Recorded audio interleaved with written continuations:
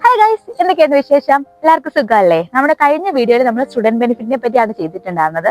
അപ്പൊ നമ്മുടെ ഇന്നത്തെ വീഡിയോ എന്ന് പറയുന്നത് വർക്ക് വിസക്കാർക്ക് അവരുടെ സാലറിയിൽ ഉണ്ടായിട്ടുള്ള ഇൻക്രീസും അതുപോലെ തന്നെ അവർക്ക് എന്തൊക്കെ ബെനിഫിറ്റ്സ് ആണ് സ്ലൊവേനിയയിൽ ഉള്ളത് എന്നുള്ളതൊക്കെ വെച്ചിട്ടാണ്.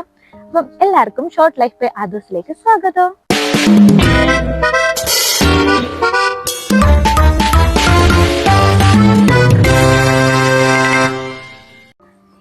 ഈ 2026 ജനുവരിയിലാണ് കേട്ടോ സ്റ്റുഡൻസിനും വർക്ക് വിസക്കാർക്കും ഒക്കെ സാലറി ഇൻക്രീസ് ചെയ്തിട്ടുണ്ടായിരുന്നത്. അപ്പം ഇപ്പം വർക്ക് വിസക്കാർക്കുള്ള സാലറി എന്ന് പറയുന്നത് ബേസിക് €1000 ആണ്.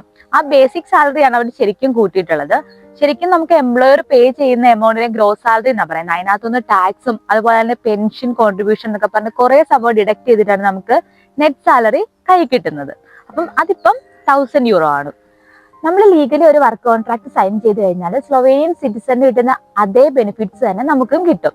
സ്ലൊവേനിയൻ സോഷ്യൽ സെക്യൂരിറ്റി സിസ്റ്റം അനുസരിച്ച് ഹെൽത്ത് ഇൻഷുറൻസ്, പെയ്ഡ് സിക്ക് ലീവ്, അതുപോലെ തന്നെ എംപ്ലോയ്മെന്റ് പ്രൊട്ടക്ഷൻ, അങ്ങനെ ഒരുപാട് സംഭവങ്ങൾ നമുക്ക് പ്രൊവൈഡ് ചെയ്യുന്നുണ്ട് ഇവർ. വർക്ക് വിസയിലുള്ളവർ നോർമലി വർക്ക് ചെയ്യുന്നത് പെർ വീക്ക് 40 hours എന്നുള്ള രീതിയിലാണ്. ഇനി നമ്മൾക്ക് ഓവർ ടൈം നമ്മൾ വർക്ക് ചെയ്യുന്നുണ്ടെങ്കിൽ അവർ ആ ഓവർ ടൈമിന് പേ ചെയ്യും. ഇല്ലെന്നുണ്ടെങ്കിൽ നമുക്ക് ഈക്വൽ ആയിട്ട് എന്തെങ്കിലും ലീവ് ഒക്കെ പ്രൊവൈഡ് ചെയ്യും. അങ്ങനെയാണ് ഇവിടുത്തെ ഒരു സിസ്റ്റം പൊക്കോണ്ടിരിക്കുന്നത്. നമ്മളൊരു കമ്പനിയിൽ വർക്ക് ചെയ്യുമ്പം എല്ലാ വർഷവും നമുക്ക് പെയ്ഡ് ലീവ് ഉണ്ടാവും കേട്ടോ. അത് 20 to 25 days ആണ് നോർമലി വരുന്നത്. അതുപോലെ തന്നെ നമുക്ക് 13 പബ്ലിക് ഹോളിഡേയ്സ് അത് പെയ്ഡ് ആയിട്ട് കിട്ടും. ഇനി പറയുന്നത് ബോണസിന്റെ കാര്യം കേട്ടോ. കഴിഞ്ഞ വർഷം നമുക്ക് ക്രിസ്മസ് ബോണസ് കൂടെ ഉണ്ടായിട്ടുണ്ടായിരുന്നു. അത് കൂടാതെ നമുക്ക് ഒരു മാസത്തെ സാലറി എന്തോ ബോണസ് ആയിട്ട് അല്ലാതെ കിട്ടുന്നുണ്ട്. അതിന്റെ കറക്റ്റ് കണക്ക് എനിക്ക് അറിയത്തില്ല, പക്ഷെ ബോണസ് കിട്ടുന്നുണ്ട്. നമുക്ക് കമ്പനി ട്രാൻസ്പോർട്ടേഷൻ അലവൻസ് പ്രൊവൈഡ് ചെയ്യുന്നുണ്ട് കേട്ടോ. അതുപോലെ തന്നെ ചില കമ്പനീസ് മാത്രം കേട്ടോ അക്കോമഡേഷൻ, മീല്, അതുപോലെ തന്നെ ലാംഗ്വേജ് കോഴ്സ് ഒക്കെ പ്രൊവൈഡ് ചെയ്യുന്നുണ്ട്. ഇനി ഈ കമ്പനിക്ക് പുറമെ ഗവൺമെന്റ് പ്രൊവൈഡ് ചെയ്യുന്ന കുറച്ച് സർവീസുകൾ ഉണ്ട്. അതായത് മെറ്റർണിറ്റി അല്ലെങ്കിൽ പാരന്റൽ വെക്കേഷൻ ഒക്കെ ഗവൺമെന്റ് ആണ് നമുക്ക് ശരിക്കും പ്രൊവൈഡ് ചെയ്യുന്നത്. ഇനി നമുക്ക് സ്പൗസിനെ കൊണ്ടുവരാം കേട്ടോ.